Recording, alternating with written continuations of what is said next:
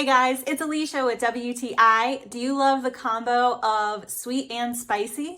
Then you're gonna absolutely love this chili crisp hot honey. This is from Sauce Up NYC.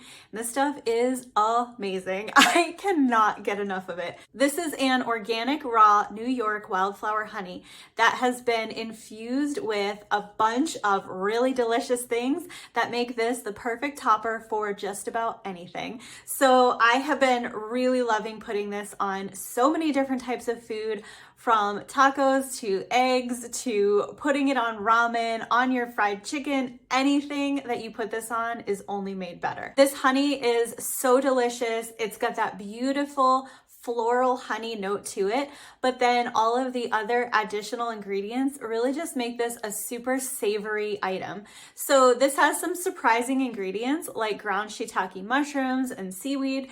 And while you don't taste seaweed in this, it just has a deeply savory and umami flavor that makes you just keep coming back for more. So you really can put this on anything and it tastes incredible. So you want to stir this really well, because I found that all the little topping ingredients kind of float to the top.